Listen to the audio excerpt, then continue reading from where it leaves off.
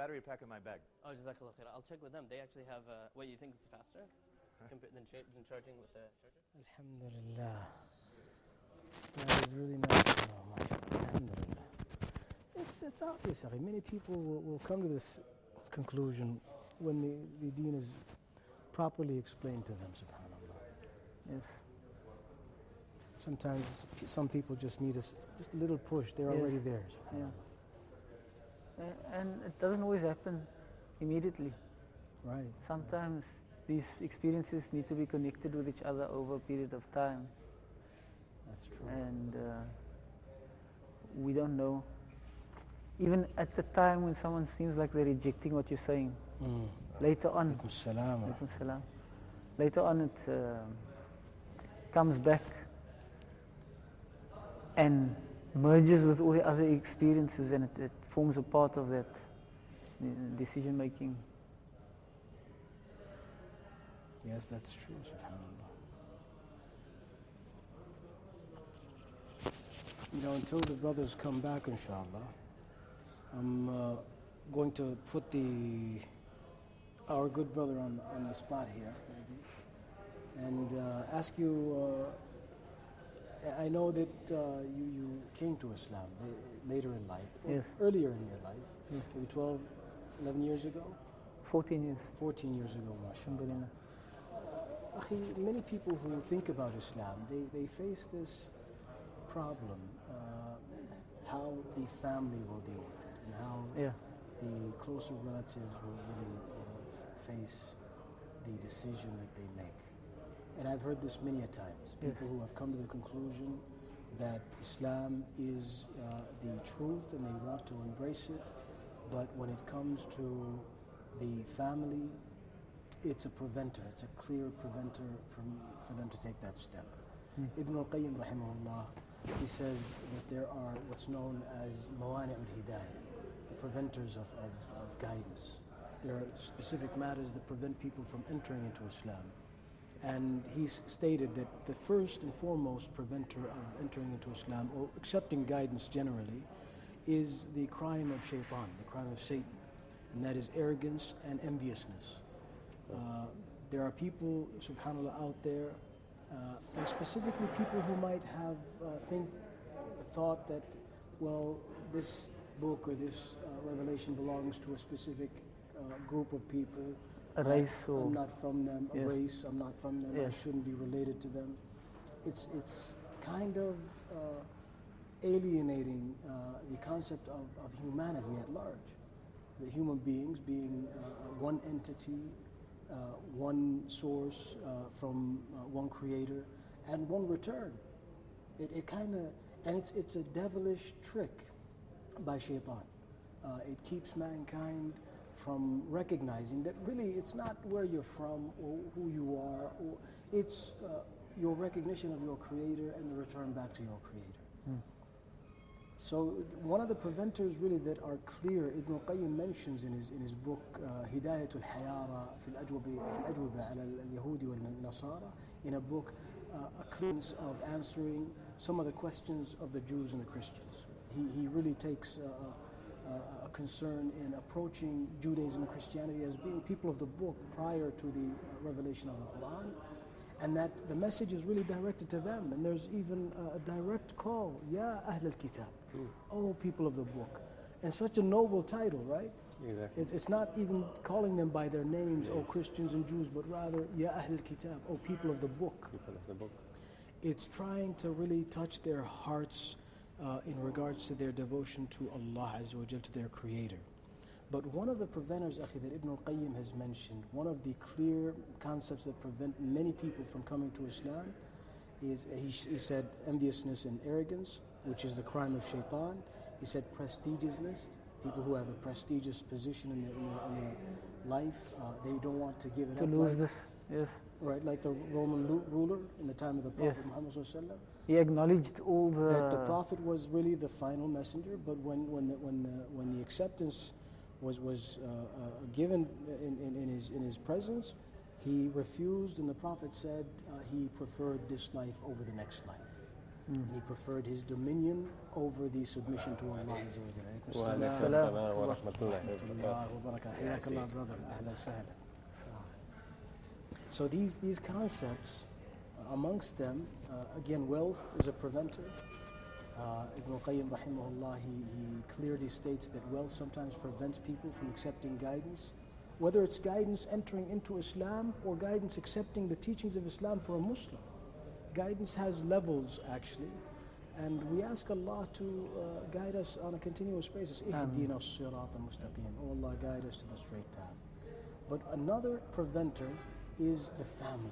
Ibn al-Qayyim says that sometimes people who want to enter into Islam and they recognize the truth of Islam, the light of Islam is so clear to them, is that they want to accept Islam, but the family prevents them. And in the time of the Sahaba, the time of the Prophet Muhammad ﷺ, there were amongst the companions of the Prophet who had to face their families, the opposite. They accepted, Yes.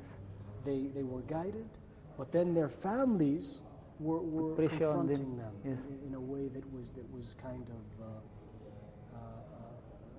of a hardship that they had to go through. So, Akhi, tell us what advice can you give? What was your experience first? How did you come to Islam in the way that you see it? And what are the things that you find as hardships that you had to deal with? Well, firstly, in terms of coming to Islam, many steps along the way, but ultimately realizing at a certain age, late teens, that there should be some reason why I am here. And what should I do here? Because the world was in chaos. And I was in a bit of chaos myself as well. And I was trying to find something to hold on to, something to give meaning. So I started with my own religion, reading the Bible, going to many churches, trying to find answers, and coming up with more questions than answers.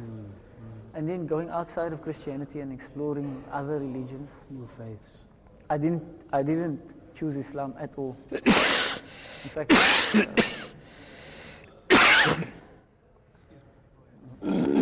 some water?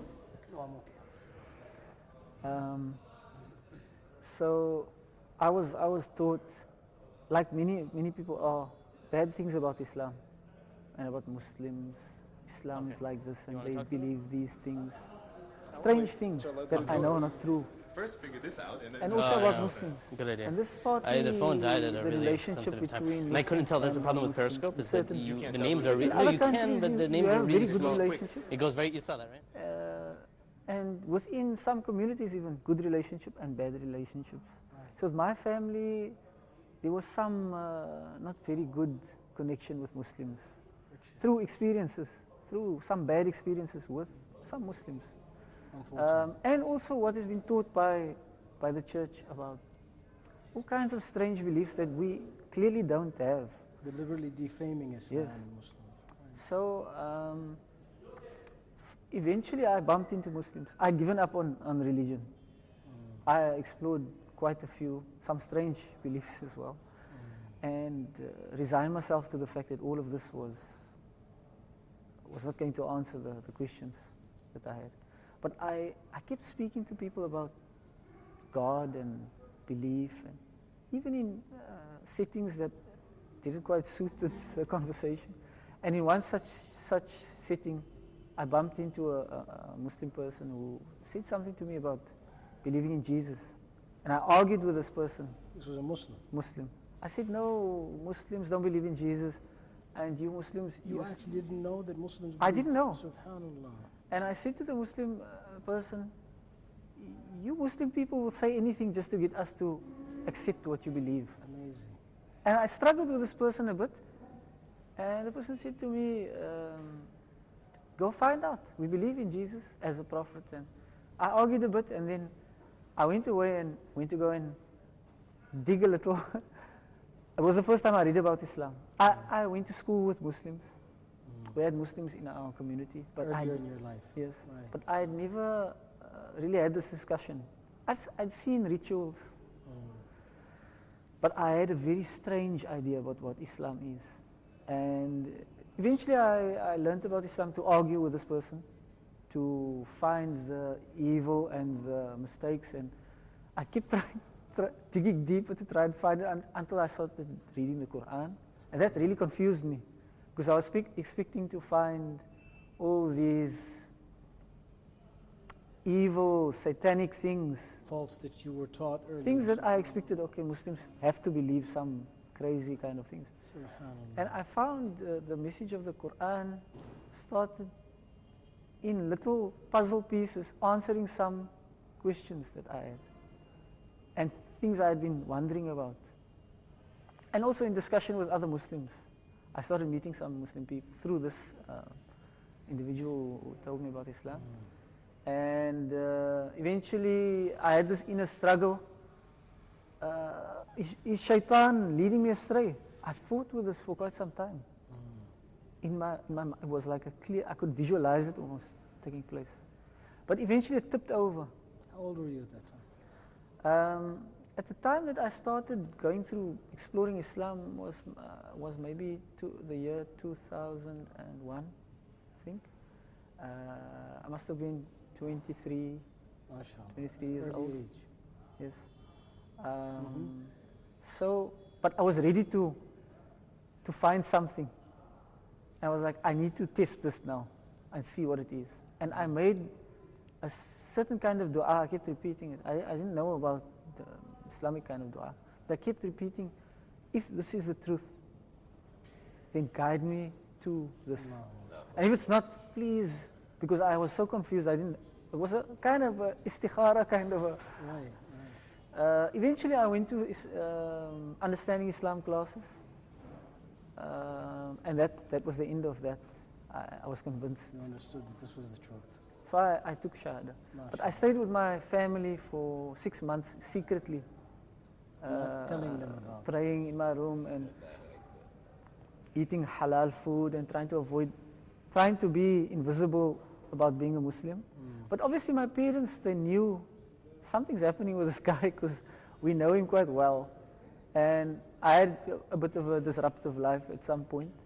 And then I was trying to fix so many things, and they knew something was happening. And I couldn't say anything to my parents because I had this fear that, alhamdulillah, it didn't stop me from taking the Shahada. But many people, they have such a great fear of the reaction of their families that they don't even want to go too close because they fear I might actually want to hold on to something, and they know what chaos it will bring in their family life, or how they might be rejected, or at least they assume. So, in any case, I became Muslim, and I wanted to tell my parents, and I made dua about it. And one day I had my prayer mat in my room, and there was some problem with the door, it couldn't lock. But I was sitting on the prayer mat, and I was making dua, and I asked Allah, please Allah, help me to tell my parents that I'm Muslim. This was after Salah. I made dua. As soon as I dropped my hands, my father walked in the room and he saw me sitting on the floor. I don't know if he will remember this, but for me it was one of those duas that immediately answered. I could see the answer immediately. Alhamdulillah. And then my father, he walked out, and obviously I went and started speaking to my parents. Eventually I had to tell my mother, and she was very, very upset, very emotional because of this feeling about Islam. I wasn't really able to speak or explain anything. I was doing something crazy. It was a phase I was going through, and our family situation became disrupted, and I moved out of the house.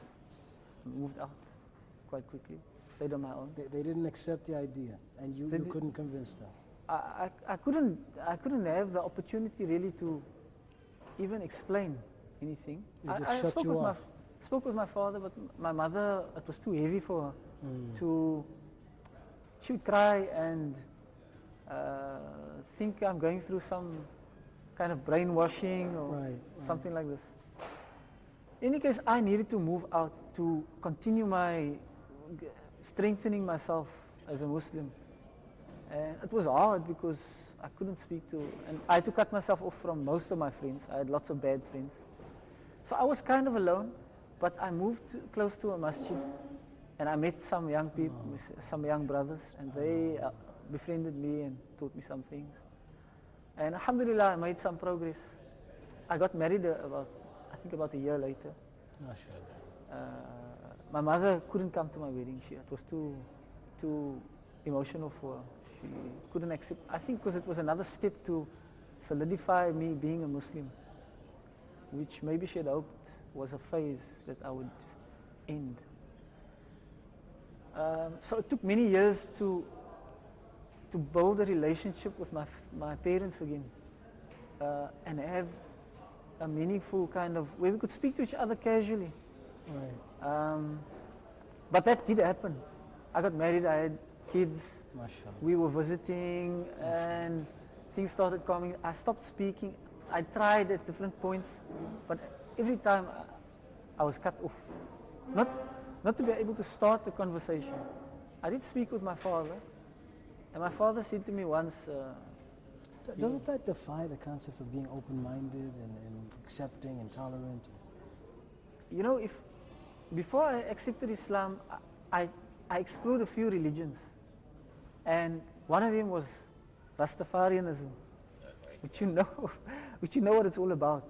It's smoking and growing your hair long and not washing and all kinds of. I think if I had accepted this religion, I might have had a chance to more easily be accepted. Amazing. It's very strange. But there's this animosity with Islam, with some people, not everyone. And unfortunately in my family this is the case, and it's very odd because Islam has become everything I'm about. Was it because they were very practical Christians? Is this the reason that actually prevented them from accepting Islam? I think they take their belief seriously on some level, but maybe not extremely devout in terms of worships. But when it comes to Islam and Christianity, then it becomes very serious. I can't understand why. It's a red line when they talk Yeah, about it's like a Islam, red line. subhanallah. And I mean, some things that I heard from one or two family members, from what they believed about women wearing black cloaks and what we do, the things we do, they have a concept of Islam that it's completely And the media fuels this. It takes this to and there are many further- factors. There are many factors. There's the media, there's the churches or whatever other religions Right, right, that preach misinformation about what we believe. And Orientalism has been set out since the time after the Prophet Muhammad's time till today with new target- names. Yes. They call it Middle Eastern studies now. Yes. But they invent new ways to lie about Islam. Yes. It's amazing how people would even accept this knowing that this is really something that is it's unfathomable to even think that this is a religion that is accepted by 1 billion in some people. Yes. But there are those who want something to deter them away, willingly or unwillingly, to deter them away from the deen. Alaykum salam. وعليكم السلام ورحمة الله وبركاته. ورحمة الله وبركاته. وعليكم السلام. حياكم الله أهلا وسهلا. تنزيلك. حياك الله أخي أهلا وسهلا. يا أهلا وسهلا. Welcome back Dr. Jamal. أهلا وسهلا. اهلا وسهلا حياك جزاك الله ربي. تفضل تفضل أهلا وسهلا يا مراحل. ما شاء الله. Always good to have new faces on the scene. It's nice to be a new face. حياك الله. حياك الله الله. يحييك. أهلا وسهلا. Introduce yourself. My name is Bashir Abu Khadija. ما شاء الله. I was known as B Double before Islam, and alhamdulillah, I've been living in Saudi Arabia for 4 years now. ما شاء الله. ما شاء الله. I lived in Medina for 1 year, and I've lived in Mecca for 3 years now. Alhamdulillah. ما شاء الله. تبارك الله. So I'm living the dream. You're living the dream better than some of the people who are from this land. This is a blessing, ni'mah from Allah. BW as in you were in the industry? I was in the industry, but it's my name. My name is Bashir Blenman. and I was known as B double, you know, the two B's, and then, like I said, alhamdulillah, I don't want to go into too much what happened before. Obviously, it wasn't a very positive thing, but what happened after was very positive, alhamdulillah. طيب, I'll let you then give us the positive view. Not, like I say, not too much, but just the fact that I was known for not very good things before, and when I came to Islam, it was like a very big shock to the system. So a lot of people maybe thought it was like a joke, or they didn't think it was something that would have lasted very long. But alhamdulillah, 8 years, I'm still here. Alhamdulillah. And like I say, alhamdulillah, a lot of people that followed me to do the haram before followed me into Islam. And many people came to Islam, alhamdulillah. And I hope that Allah accepts it from Ameen. It's interesting that we were just discussing something related to this. Our dear brother was telling us how he embraced Islam, and he came from a family that is devoted to Christianity to an extent, and that when he discovered Islam, it fulfilled his life. And khalas, it was the matter that was a deciphering point for his existence. He knew that Islam was the way that he wanted to live. And he was telling us that yet there are signs clear in Islam of its truth and its light, yet the family and some of the people around him were confronting him. There was much friction in that sense. Did you have to face the same thing? To be honest, I come from a Christian background.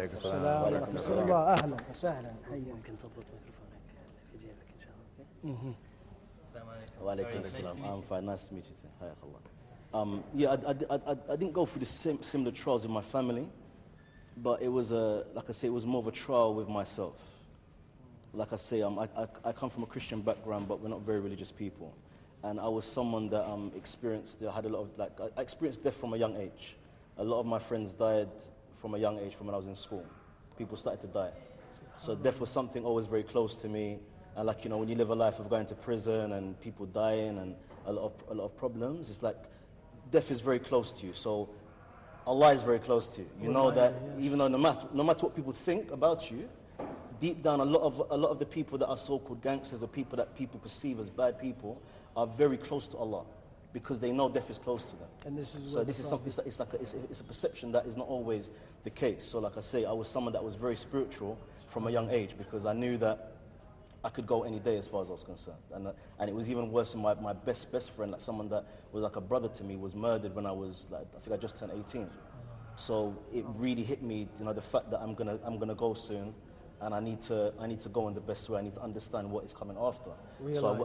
I went deep into spirituality, started to like study all of the religions. I went to some dark places, so you can imagine. But like I say, like with the situation with the family, because of who I was before, they were very happy who I became. They were very happy because they thought, we don't care what he becomes, as long as he stops doing what he's doing. What he's doing. We're happy. And like I say, like, alhamdulillah, my family are very close to Islam. Inshallah, they'll come to it soon because they respect it, they understand it. But like, you know, sometimes we are victims of our lifestyles and our desires and our doubts, and this is one thing that keeps a lot of people away from Islam. But alhamdulillah, like I say, this is interesting that you said this. The Prophet Muhammad tells us, وَكَفَى بِالْمَوْتِ وَاعِظًا. Indeed, death is sufficient as a reminder. You know, anyone who witnesses death, anyone who knows people who have died before them, this is something that suffices as a reminder for anyone. Most definitely. Those who have maybe, inshallah, a heart that reflects at least. Others, subhanallah, who have a hardened heart, may Allah Azza wa Jal and He savor us from all of this. Hayyakumullah, brother. It's good to have you with us. May Allah Azza wa Jal continue to enlighten us, guide us, and give us the opportunity to further, inshallah, serve this deen which pleases Allah Azza wa Jal in the way that pleases Allah. We can go back to the brother if you'd like to finish, Akhi. Sorry for interrupting. No. On the contrary, it was very relevant to what you were both. I was very inspired by just your short. Where are you from, brother? I think you're from South Africa. I am, yes. Okay, yes. Which part? Cape Town. Okay, my mother's family is from Cape Town. Okay, really? I was there a few times. I've been there a few times. Okay, mashallah. Beautiful place. Mashallah. So continue. Yeah, I kind of forgot where. I just became so interested in what you were saying. I kind of forgot where we were. You were talking about, Akhi, how your mother was not really accepting and then kind of confronting in a way. Yes. I mean, for me,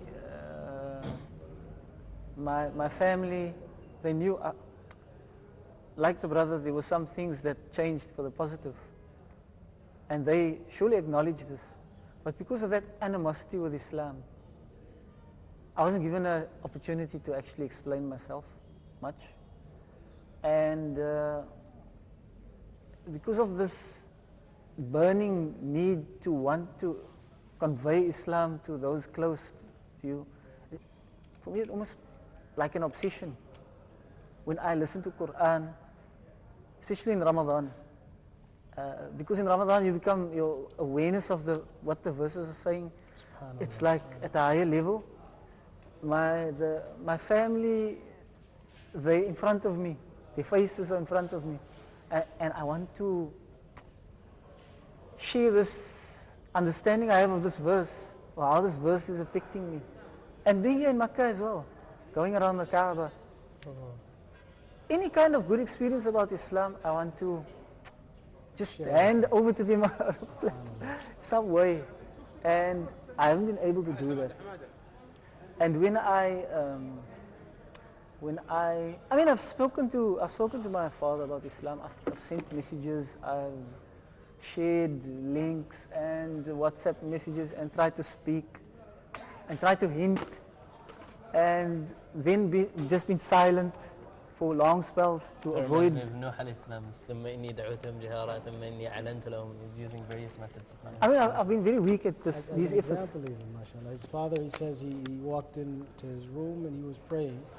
And this was the time that he was asking Allah Azza wa Jal to actually inform his father and his mother about his Islam. Yeah. And immediately Allah answered his prayer and his father walked into the room. That exact moment. Wow. Yeah. Because I couldn't muster up the courage to say I became Muslim, because I needed to say that. In any case, being here and some other kinds of experiences like being here makes you want to share with those very close to you what Islam really is.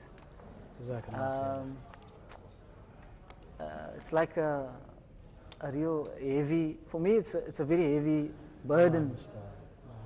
Especially when you read Quran and you read those verses where those that rejected Islam are speaking to those that are in Jannah, the people of Jahannam are speaking to, and this conversation, it's And afidu alayna min al-ma'. They'll ask the believers of their relatives to give them just a little bit of water, but then the response, subhanallah, subhanallah. So it's important for me to be in Makkah.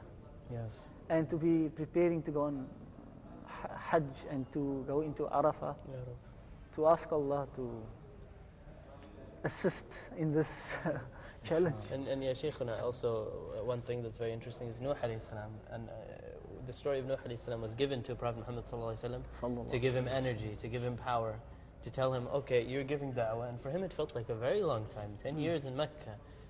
Don't worry, Nuh alayhi salam spent 900 years. فَلَبِثَ فِيهِمْ أَلْفَ سَنَةٍ إِلَّا 50 عَامًا. So not 950 with them, and then after he also lived.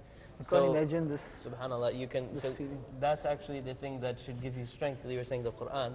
I'm sure the Quran serves as a really great source of power and strength for those people who are working on their families like you, to say, wait a second, if Prophet Muhammad's arch enemy, Abu Sufyan, radiyallahu anhu, became Muslim at the end of the day, then maybe my parents will too, inshallah. And you know, never despair. This is true, that never to despair, that the guidance of Allah is not in the hands of individuals. Of course. And the example of the successor of the Prophet Muhammad is even a closer example. When Umar radiallahu anhu, before he was Muslim, he was on the outskirts of Mecca, and one of the women who were migrating from Mecca, she met someone on the way, and then Umar at that moment, at that time, he was hostile towards the people of faith. So he was about to harm the woman, but subhanallah, at time he retreated, and then she was told later on that Umar ibn al-Khattab has become a believer. She said that لو أسلم حمار الخطاب ما أسلم عمر. Her husband said this, yeah. that if the donkey of the family of Khattab was to become Muslim, Umar would never be Muslim. But yet Allah wanted Umar to be the second successor of the Prophet Muhammad ﷺ, and it was according to the supplication of the Prophet, Allahumma izz al-Islam bi ahad al-Umarayn. Oh Allah, make Islam mighty by one of the two Umars. And it was Umar ibn Khattab radiallahu anhu arda. So despair is never the believer's path, akhi. On the contrary, the will, inshallah, of Allah is close. If one prays, and inshallah Arafah is an opportunity. I am wallahi inspired. I am inspired of the effort that the brother puts. Yeah, mashallah. May Allah Azza wa Jalla reward you. The story of similar Umar. experience with Brother Noru. Say again? Yeah, I have same experience, similar experience. Similar experience. MashaAllah. Yeah, Go ahead. because I was born and bred in Jehovah's Witnesses. Oh, wow. Yes, and I was their representative in Africa. Actually, Ghana, I rise to the level of which they call it special pioneer. Wow. So we were the representatives going to places that the religion has no branches there. We preach and we convert people. We establish a branch there, then we move to another place. So in Africa, at least in the northern part of Ghana, I was the architect of the branches of the Jehovah's Witnesses there. Then we were taken to Kenya and Tanzania to propagate Jehovah's Witnesses faith.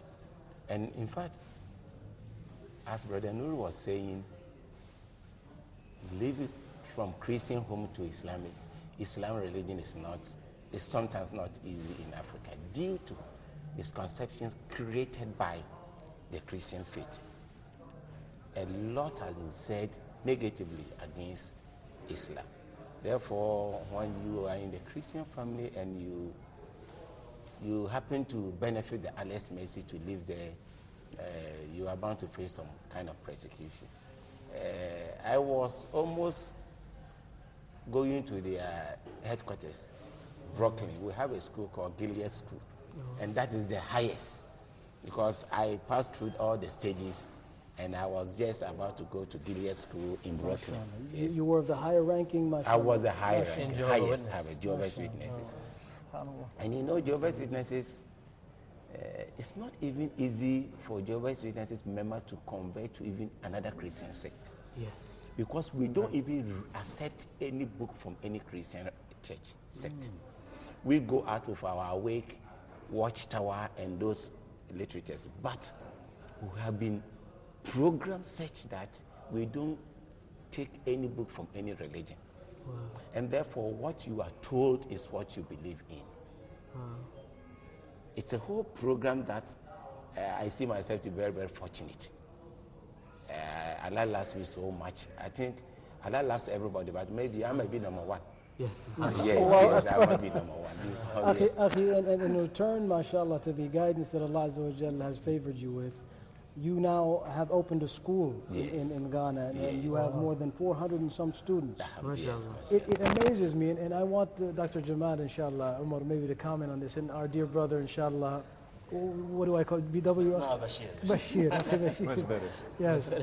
The idea that people who come to Islam from Christianity, I've heard many stories of those who have went to Christianity or maybe other faiths from Islam, but there's not that devotion, and then they become callers to the way of Allah Azza wa Jalla as they are in Islam. You find that one who comes to Islam, subhanAllah, it's a life commitment, and they become actually people who call to this way. What is this that takes place by many of these people, subhanAllah? I think one of the biggest things is that it detaches all of the things that we get in the dunya from our hearts and attaches it to akhirah. Subhanallah. It's amazing the process of the Quran. The Quran makes you start reflecting and thinking about things in different ways. Especially the akhirah. Yes, especially the akhirah. And it's so profound that it has the ability to transform even the hardest of people. Like you talked about Umar bin Khattab. I mean, he was on his way with his safe, his sword, to go kill the Prophet sallallahu alaihi wasallam. And it's amazing when we look and reflect over their stories and then we look at ourselves. And I think about my path, for example, where I would have been, and I'm sure you've done the same thing, where you would have been today if Islam didn't find you. Because to be honest with you, I wasn't looking for Islam. Islam found me. This is a common thread I find too, is that Allah plucks you off of that path and says, listen, you're not going to be on that path. Guidance from Allah. Like I say, so bad because it's a lot of us, we come from the backgrounds of, like I say, hating Islam. Like, not like a case that we're not looking for it, like we don't want anything to do with it. Like That's right. we despise it, we despise the Muslims. Like, I don't want to cut you continue, but like I say, it's Victims of the defaming of it's Islam. It's not something that people can imagine. Like the examples we have of Muslims sometimes, and the misconceptions we have of Islam, that totally like push us totally away from it. Right. And then we end up becoming SubhanAllah. five praying 5 times a day and growing bit just like And going into it like, you know. And someone who calls to the way, not only practicing but also a caller to the way of Allah Azza wa Jal. No. Go ahead, Dr. Jamal. The interesting thing I found also is that the education aspect of it. Like before Islam, I had no devotion towards education. I just followed what my nafs told me. My nafs was my guide. It was my education. Whatever I felt like doing, I did. If I felt like spending 10,000 there, I spent it. If I felt like this, I did it. And then when it came to the aspect of Islam, and you keep on coming across these verses about knowledge, and then you start seeing the stringent categories that knowledge is put into, and how the restrictions are put on it, and how once you get that knowledge, then you're held accountable for that knowledge. Yes. It's interesting because it's like a driving force. And so then you start eating of the fountain of knowledge, and then you can't get enough of it. And then you feel so excited that you want to share it with everybody, but then you realize something. Not everybody wants to drink from it. Yeah. That's the thing that is the hardest thing, especially for people that are involved in dawah, to get over. Not everybody's going to become a Muslim.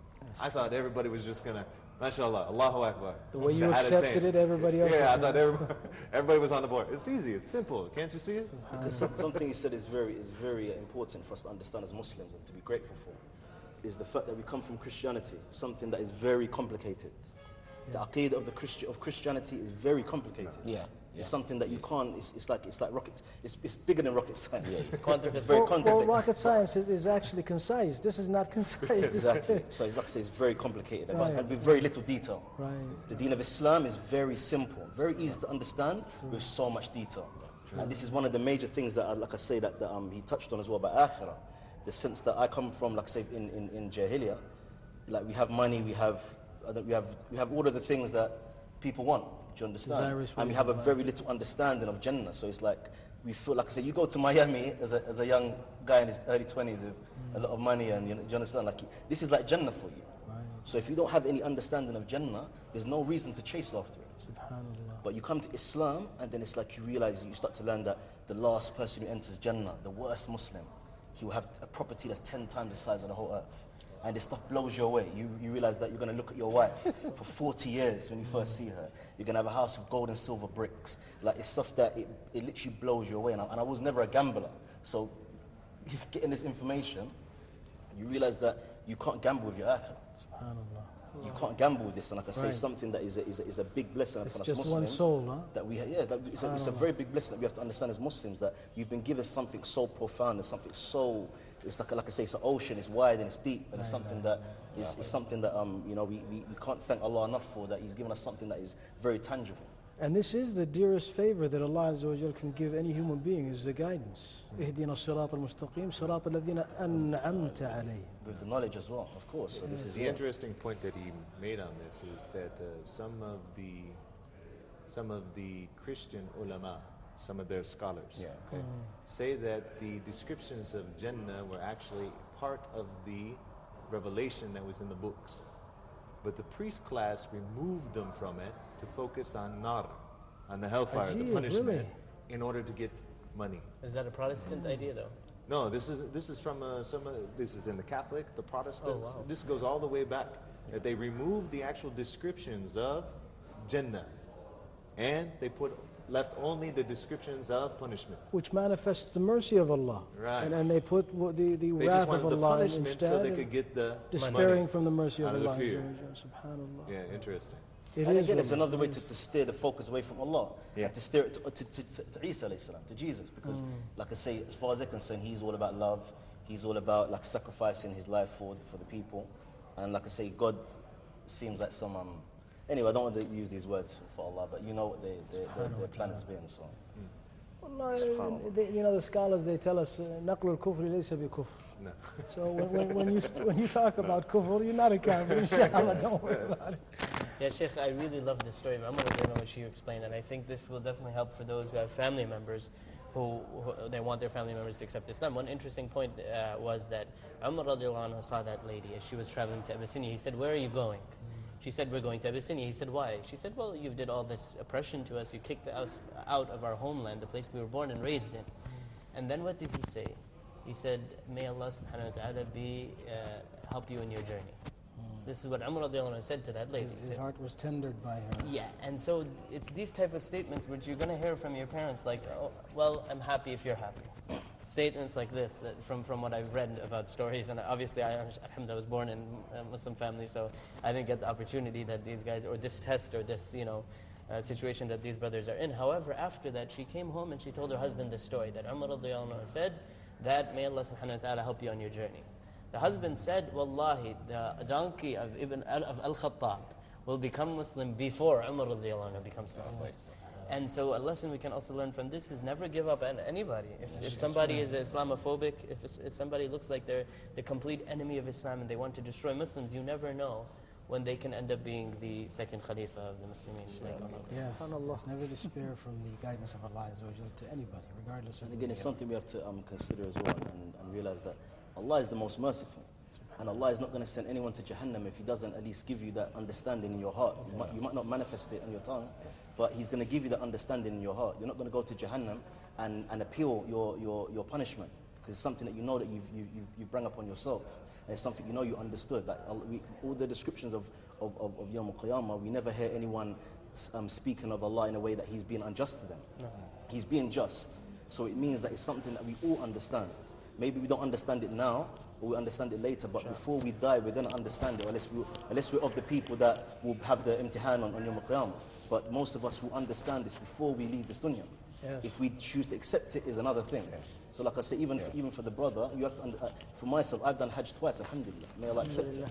But one thing and I hope this benefits you now when you do your Hajj, inshallah, is that the first day I'd done the Jamarat was very crowded. You can imagine the first morning, very crowded. It's something you do very quickly and you kind of get it over and done with.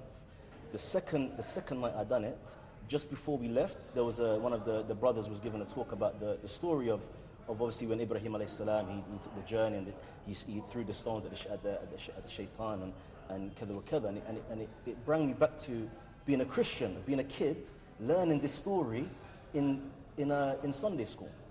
And it really hit me to think that, subhanallah. The same story is repeated, the stoning of... This is why David Cameron has an Eid party in his house every year. Because he said, this story of Hajj is in my Bible. Wow.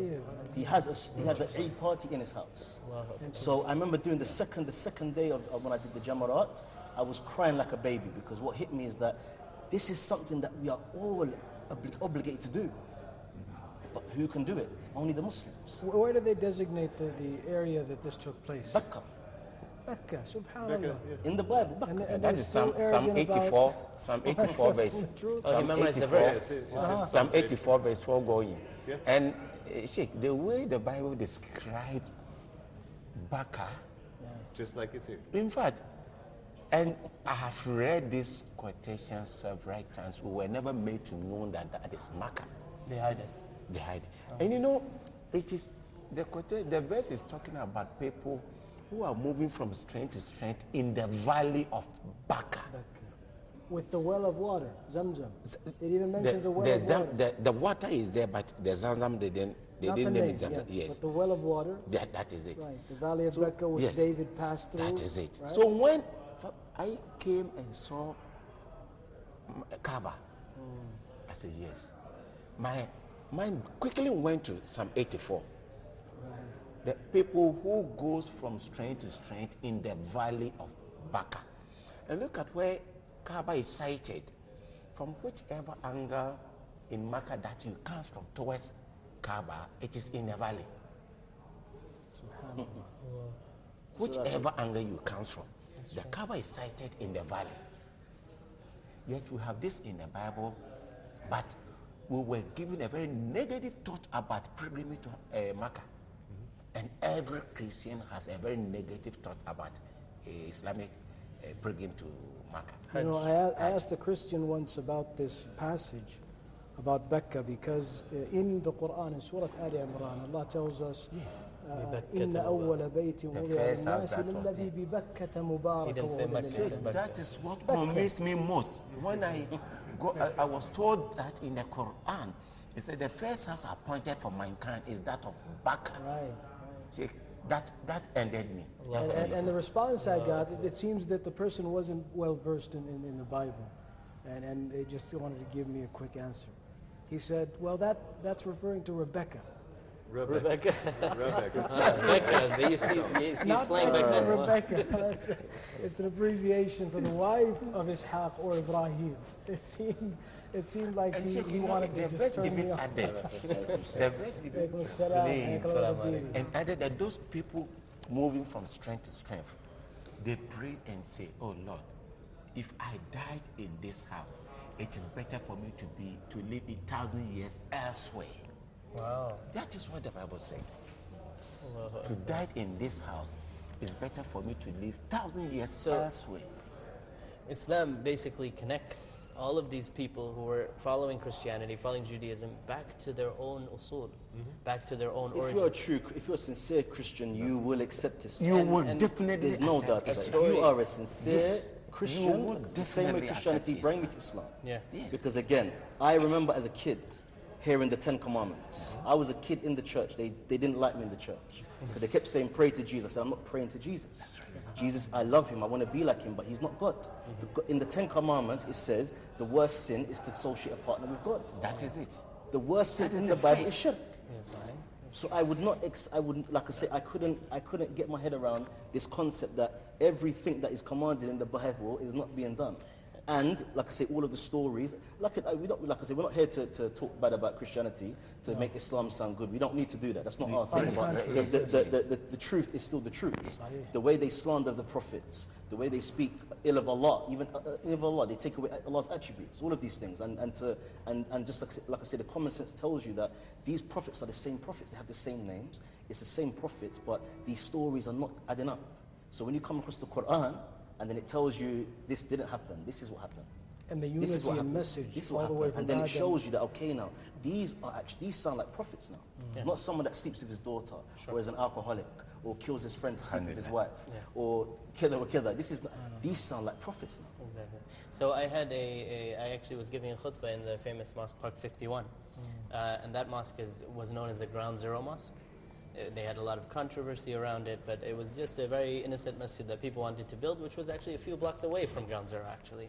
But there were a lot of political things that happened. Anyway, so I was doing the khutbah there, and I had a friend who's Jewish. And so he said, can I come with you and just hear your khutbah? So I said, sure. The topic of the khutbah was actually about Musa alayhi salam. So I said, yes, you can come, and I'll let them know. So it was time for the Salat al-Jumu'ah. We prayed rak'atain, we prayed 2 rak'ats for Jumu'ah. And so what happened was I began to pray, and at the end he told me, I prayed behind you. And I was like, how did you pray behind me? First of all, number one, I'm a Muslim and you're Jewish. How could you pray behind a Muslim? And it's against your religion. True. And number two, your prayers, you don't do a sajda or ruku or anything like that. And he's very educated in Islam, so he knew what I was saying. He said, no. He said, actually, if you study the origin, the really deep origin that's in the Old Testament, the Tanakh, the Talmud, and all of their books, if you study the origin of how their salah was, the teachings are there. Yes. It's very similar. So he said, I actually literally prayed the way you prayed behind you, and I had one time for one of our prayers, and I delayed it a little bit so I can pray with you. So subhanAllah, we can look around and we can see that there are signs, there are people who are coming closer to Islam, but we need to learn a method. فَقُولَا لَهُ, Allah subhanahu wa ta'ala says even about Fir'aun, he said to Musa and Harun, فَقُولَا لَهُ قَوْلًا لَيِّنًا لَعَلَّهُ يَتَذَكَّرُ. Lenient, calm. Lenient, a calm, rational. This is, Akhi, the common method of the Quran. Allah Azza wa Jal gives the people, the Christians and the Jews, a title which is honorable. Very honorable. When you call a people the people of the book, this is a call that is merciful, a call that is trying to persuade people from their evil ways to the ways of righteousness. But subhanAllah, it seems like the mercy of Allah Azza wa Jal, some people are just deprived of it by their own choice. No. And in the end, subhanAllah, they're deserving of hellfire. Wal-'iyadhu billah. But again, as well, you have to understand, people look at the term even kuffar as a derogatory term, and it's not. Allah didn't call them donkeys or any like you'd call them. You know, He didn't call them derogatory terms. He called them kuffar. Some people that cover the truth. It's not a derogatory term. It's just it's something that describes Descriptive term. your condition. And that's it's not something everyone. you know It something, describes your but condition. you're covering it. So like even this is something that we have to understand, that we're like if we do come to the deen of Islam and we get to practice and we have the guidance from Allah, and it's something that is not something we can comprehend, because again, people are going to be on Yawm al-Qiyamah with no excuses, And because they understood it. It was in their heart, they knew it, but And of course, some reason it of didn't course, we accept it. don't blanket everyone and call them kuffar. There are people who don't even know what Islam is, or who Muhammad sallallahu alaihi wasallam is yet. So one famous Sheikh Muhammad al-Arifi, hafidhahullah, of the Saudi Kingdom, hafidhahullah, he said very interestingly, he said that there are people who the only thing they heard about Muhammad sallallahu alaihi wasallam is that this is the religion of terrorism, and he preached killing innocent civilians. If that's the only thing that they've heard, and they've never heard anything, and they tried researching, couldn't, for whatever reason, they couldn't find the true Distortion of Islam, the truth, yes. then the Hajj has not been established. There's been no evidence that they're kuffar. They're simply the people who haven't gotten the message of Allah subhanahu wa ta'ala yet. again, However- but like I said, that's the point I was making, is that it's not a derogatory term. It's something that describes their situation, that they're covering the truth. If they had the if it's message come and to them, received it. if they understand it, they're covering it. You didn't call them donkeys or, like I say, worse words than that we can think of. Bad names, It's something that describes something that has Right. been Well, akhi, understood and the covered. method of aggressiveness is completely rejected. Yani. I think some people have this approach that is, I think it deters people away from the truth. And this is in contradiction to the method of the Quran and the Sunnah of the Prophet Muhammad sallallahu alaihi wasallam. Yeah, Right? There's no compulsion. Yes, in and the religion, I of course. believe really when we find these messages in the Quran, it's a matter of really using them properly. Yes. If one genuinely has the mercy towards saving people from the path of hellfire. If one has that other approach, وَالْعِيَاذُ بِاللَّهِ, this is complete defiance of the path of the prophets and the messengers. Salam wa rahmatullah. This is Nassim, who works in the expansion project for the Haram. I've worked with have worked. as an associate, but not for the Haram itself. Okay, mashallah. So he's going to give us information on the Haram and the expansion project. This is Brother Zaid, MashaAllah. Akhuna Zaid, Naseem. Naseem. Hayak Allah, Brother Naseem. Thank you. Assalamu alaikum. لا بأس.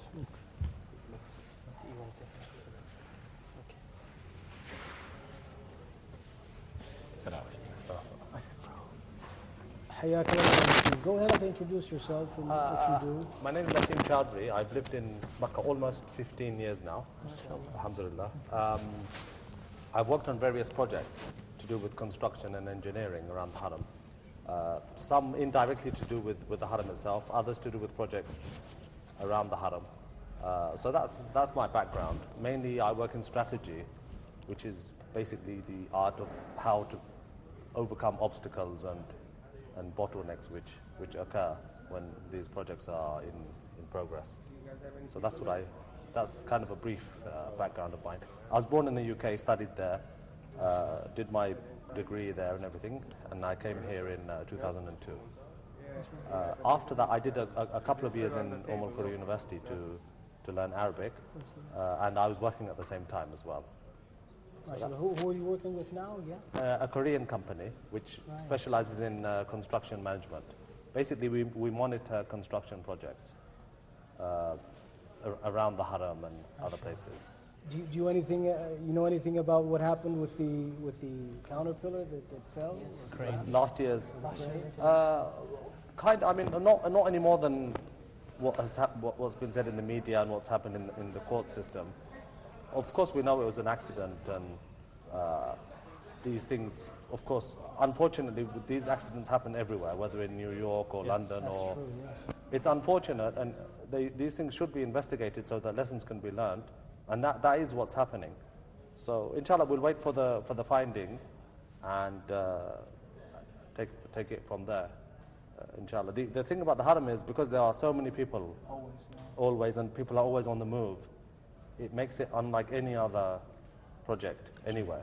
And therefore, unfortunately, when accidents happen, they can be worse than anywhere else as well.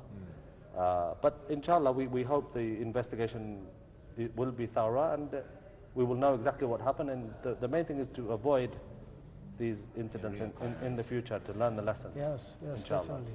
Of course, what was announced in the news is that the people who were victims of the accident were compensated. That's right, yes. And it was a very generous compensation. $1 million of each family, I think it was for the injured, I think $500,000 and $1.5 million. That's right, for yes. the ones who were passed away. And it was very swift as well, the decision to compensate the families, to make sure that they were, because again, when people are here for Hajj, it's very difficult to find them sometimes. To make sure that all of them were found, their relatives were informed, to make sure that the payment would be made when they got back to their countries. Sometimes you don't hear about these things in the media. Yes, that's right. But the reality is that it was very quick, executed very and fast. also the people who were responsible, the companies, I'm not going to mention any names or titles, yes. but they were held responsible and they were brought to justice. Absolutely. I think some of them now have been, their contracts have been deleted, revoked, and maybe even later bans, bans and even punishments, whether financial or even jail time. Absolutely, yeah. I mean, as soon as the investigation started, the top executives were banned from traveling outside the kingdom. There was a very thorough process, which is ongoing. If you check the press here, once in a while you'll hear about what's happened in court. It might not be as fast as some people want it to be, but I think it's better that it's thorough and that we learn the lessons, rather than it being fast and something that isn't thorough. So yeah, completely. Many people, unfortunately, cynical people at the time said, nobody will be held responsible, nothing's going to happen, nothing's going to change. But that's not what happened. And this is the problem with judging. This is the problem with judging countries or judging people by perceptions we have. Oh, like the word kingdom.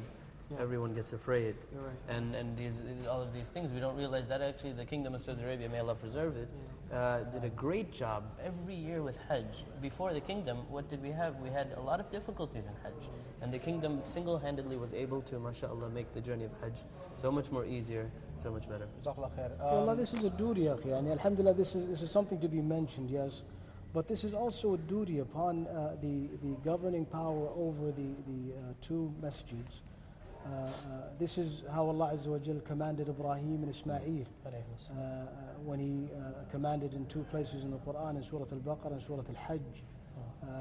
وَطَهِّرَ بَيْتِيَ لِلطَّائِفِينَ وَالْقَائِمِينَ, another verse, وَالْعَاكِفِينَ. So the purification of the house, beginning with the purification of the idols, the statues, that which is worshipped besides Allah Azza wa Jal. All of this was part of the service of the Haramain, specifically Mecca. But again, the Prophet says, مَنْ لَمْ يَشْكُرِ النَّاسِ لَا يَشْكُرِ اللَّهِ. Whoever does not show appreciation and gratitude to the people, then the gratitude and appreciation to Allah is something that will never happen. So yes, definitely, may Allah Azza wa Jal reward them. Ameen.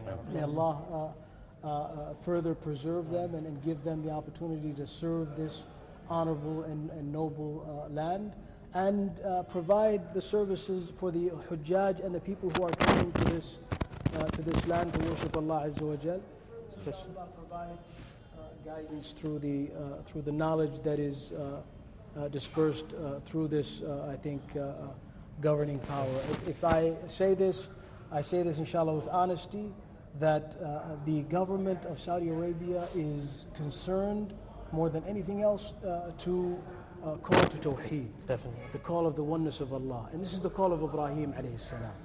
And this is the purpose of our existence in Mecca, in Hajj, coming to the call and response into the call of Ibrahim alayhi salam. I also look at it this way. When I first came into Mecca, I came with a group and it took us literally 4 hours to make it into the haram. And the amount of security that they actually put up this year is amazing. To go ahead and protect all of the Hujjaj. And it's really a credit to the kingdom, because they say all of this negative stuff in the media, but another country trying to manage a thing like Hajj, Very difficult. I don't see how they could even possible. begin to think about even trying to do that, because this is really an ordeal that takes basically the whole year of planning from one Hajj to the other. Yes. And it's an amazing job that they do actually putting this together. I would like to say, I mean, may Allah subhanahu wa ta'ala continue to give them izzah, honor, and protect them from the shame that people try to put upon them. Yes. Now the thing is, we have Brother Naseem with us, and we'd like to ask him a few questions regarding the expansions that have occurred and overall different projects at Masjid al-Haram. Sure. So first question we have here is, could you please tell us what are the expansion phases that took place in Masjid al-Haram over the years? Over the years, if we go back to by over the years, the Haram has actually been expanding since the time of the Sahaba. But I think the question really means the last decade or so. I mean, in the 90s, we had a few problems in Mina with crowds. The first thing that happened was that the Jamarat, where the stoning is done, was expanded. Stoning of what? Sure, yeah. But basically, there are 3 days which, inshallah, we will witness after tomorrow, where we will go, and there are 3 pillars, if you like, where everybody has to stone in succession. Symbolically symbolizing. Yeah, symbolically, it symbolizes the shaitan. The devil. Yeah, the devil. Yeah, but so that's one of the critical rituals of Hajj. What used to happen was there used to be the width of the width of one of the pillars was very narrow, like probably about the size of that rug. If you can imagine, 1.5 million people trying to get around that rug and trying to stone it in a short amount of time. Go around, right? You could go around, but the critical thing is the crowd flow. Okay. So when the crowd is all going in one direction, for you to turn around is very difficult. The easier thing to do is to stone and move on. That cost, I mean, in the billions of dollars to make the Jamarat. I mean, that structure is unique in the whole world. The way the corridors are, the flow of the crowd, the directions. I mean, what happens when we do Hajj is we go along and we'll be asked to move in a certain direction. We'll do our stoning and we won't even think about what we did. What we don't realize is there are, hundreds of thousands of people behind us who went this way, that way, up one floor, down one floor. All of that was directed by expertly. And this structure has enabled, after Allah of course, this structure has enabled any incident in the Jamarat not to occur again after those incidents in the 90s. Again, we talk about what happened last year, but again, we have to accept that when these incidents do happen, people do sit down and study what happened, and there are recommendations which are made, and then what does happen is that action is taken. And the Jamarat, for me, is the best example of that. So that's the first part of the expansion. The second part was when they started to expand the Tawaf area of the Haram. What happened was one planner I spoke to back then, he said to me, once we've done the Jamarat, then the problem is that the number of people who have successfully done that will then be moving to the Haram, which is still the old size. So what they did was they expanded the Tawaf area over the last, I think, 4 years. And it's just about open now, as you've seen. A few months ago, there was a temporary structure there, which was designed by a German company, which took some of the load of the people who couldn't do Tawaf on the ground floor. So that's happened as well. And then around the Tawaf is the expansion of the masjid, the new sides of the masjid. And there's a King Abdullah extension, which is, again, it's huge. And it's still ongoing, isn't it? It's still ongoing. It's almost done. But I would recommend anybody to go and visit it, because it's like an amazing structure in and of itself. And the great thing about that is it's not connected directly to where the Kaaba is. So there you have more lessons, you have more things that we see in Medina, which we couldn't do here before, because we used to always be around the Tawaf area. So that also is something to see. But the thing to remember is Hajj is always a work in progress. It's not, it's 2016 now, we know what to do. It's lessons will be learned from this year. More people will come, and it will keep expanding until Allah knows how long. Second question says, what are the, I think you've actually might have answered this. What are the most important expansions for Masjid al-Haram since 2000? So I think the Jamarat. Yeah, the Jamarat is the first one. The second one is, of course, the Tawaf I mentioned. Okay. Also, it's worth mentioning the transportation system that's coming. So that, inshallah, it won't be as tight as it is now. I was speaking to a brother from England who's working in this area. I mean, inshallah, in the near future, we will see that the transportation system for Mecca is vastly improved. Do you mean the one between Mecca and Medina, or are you talking within Mecca? I'm talking within Mecca and Medina. The Mecca and Medina was also part of a bigger transportation vision. But I'm talking about going from here to the Haram, for example, around the Haram, getting into Mecca. Like the brother mentioned, it took 4 or 5 hours. Security is important, but inshallah, in the future, it won't be that long. It will be a bit less than that, inshallah. What are they planning, like a subway system? A subway system, a bus network, everything. I mean, I spoke to a senior planner from London who told me not the plan, because there isn't a specific plan yet, but the vision. What does the government want there to be here? And it's very impressive. So I think you have two main obstacles when it comes to Mecca. The traffic of people, the amount of people that are constantly there. You can't just shut off the Haram for a month or 2 months. It's impossible. That's right, yeah. And I think the second one is also the terrain and the mountainous, the region we live in. You can't just remove them. It's difficult and expensive to move a mountain, for example. It's very difficult. I mean, I around 2003, 2004, I spoke to a senior Indian engineer who used to be in Mecca, but then he moved to another region. And he said to me that sometimes we need to wait for the technology to be available before we can realize some of our dreams. Like rock cutting, for example. 10 years ago, it wasn't what it is now. So 10 years ago, 20 years ago, 30 years ago, if you had a mountain in the way or something, you just had to accept that there's nothing that can be done. But now all of that has improved vastly. And also we have to remember that Mecca, it's not just a city on the move, but it's described as somewhere with narrow alleyways and valleys. And I won't use the word difficult, but it's a massive challenge for anyone who wants to do anything here. And that's a big obstacle to any change. Jazakallah khair. How big is this more recent expansion, and what does it cover? And I'd like to ask the cost as well. The cost? Okay, by the expansion you mean everything, or the more recent one, the one in the masjid? King Abdullah expansion, I believe? The King Abdullah expansion, in terms of dollars, I know it's in the billions. But I don't know exactly how much. It's still ongoing, by the way. They haven't put the finishing touches to it. How big is it? It makes the Haram about 25 to 33% bigger than it was, which is huge. It's a huge number of people. Such that when I come on Fridays now, outside Hajj season, there's always, if you can get there, there's always a place where you can pray. I remember the days when, if you come an hour and a half early, you can't pray here. You have to pray out in the sun or... Exactly. So that's made a huge change. Do you think that there should be another expansion? I mean, it's a difficult thing to... I mean, I would love it if it kept expanding to accommodate more and more people, so that more people who dream of coming here can come here. But there are limitations to how much that can be expanded, not just financially, but also there are people around the Haram who own the land and the property. That takes a while to that process of buying from the owners, and that takes time as well. And then there's a limit, of course, to how much the country can take in terms of people coming in such a short amount of time. So I think the short answer is yes, I'd love it to get bigger and bigger forever, inshallah.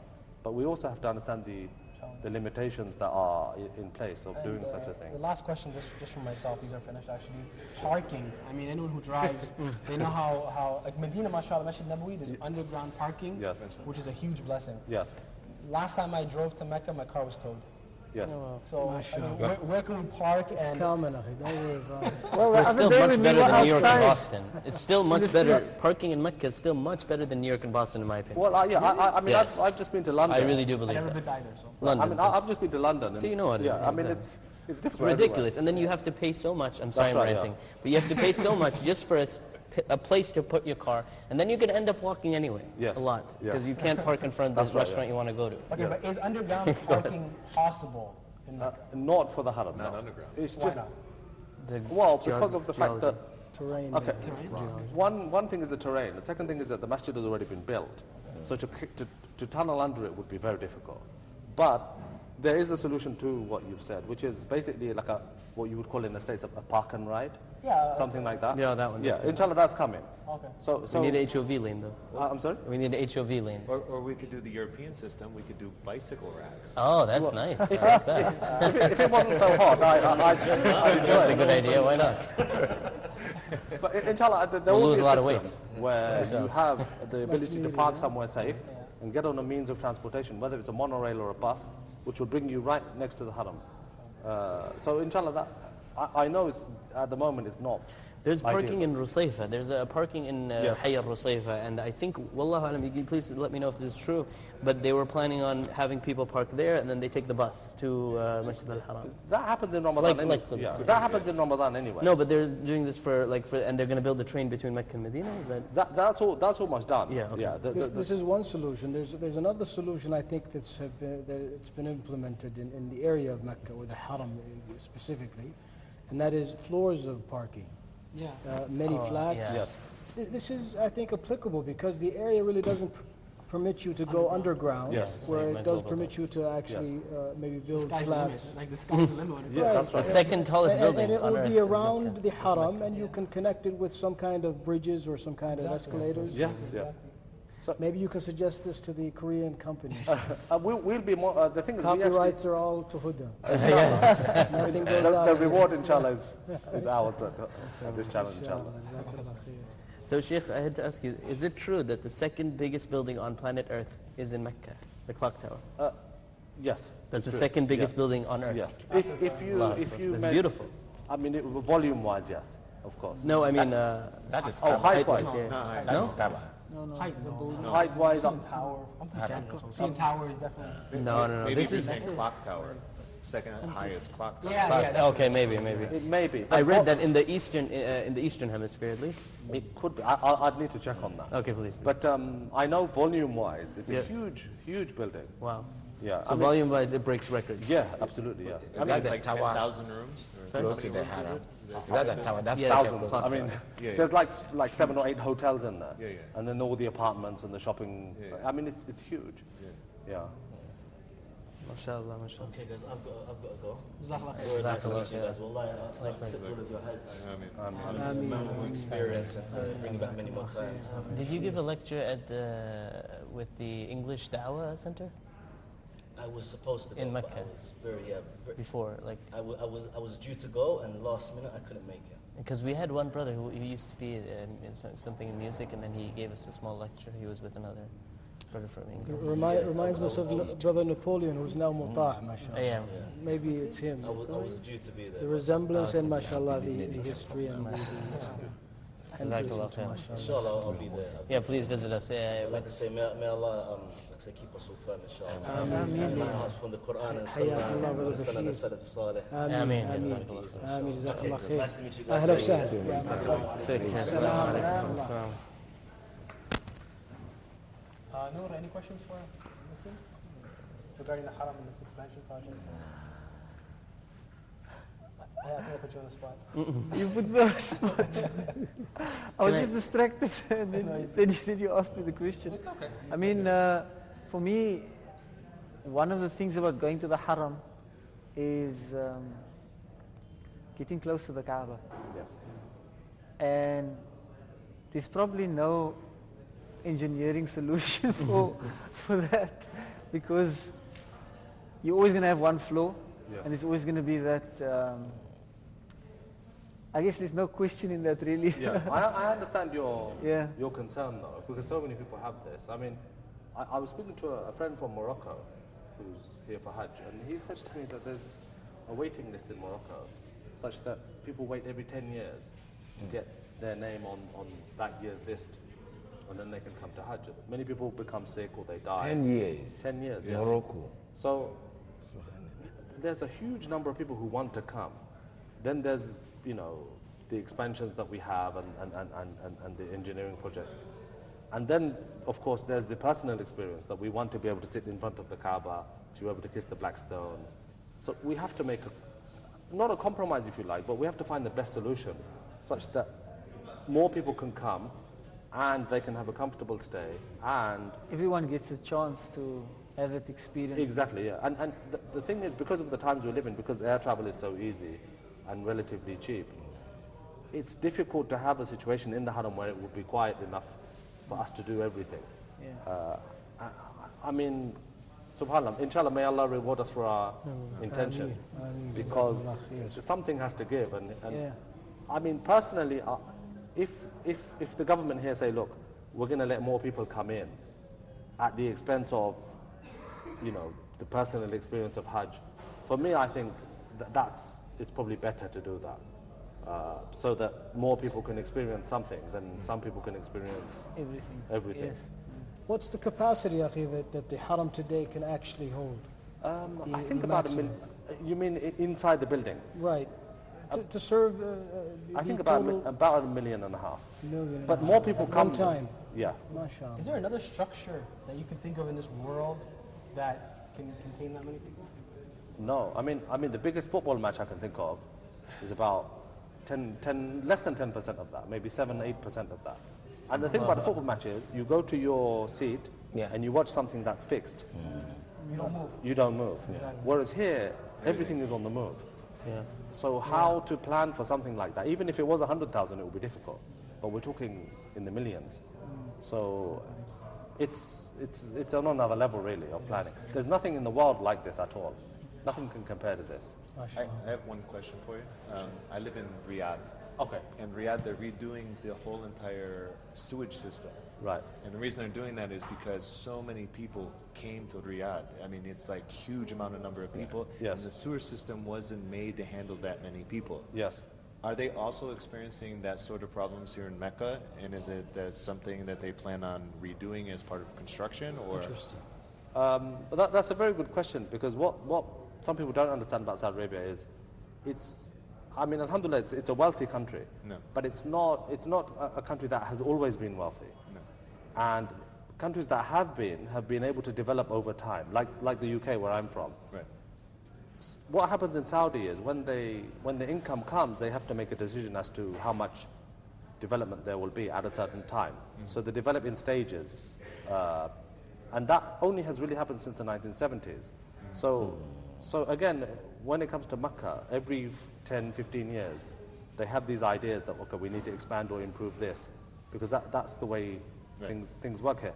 I don't know about the sewage, but I know about the roads and the transport system. Subway system, the metro. Yeah, the metro and many other things that they have decided, yes, we do need to expand. Okay. After 25, 30 years, we need something that's suitable for not just now, but the next few years. Right.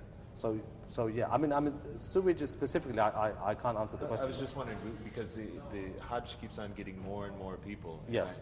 And I know from my experiences in Riyadh, in the summertime, you know, this is why they decided that, hey, we got to change the whole sewer system, because they can't accommodate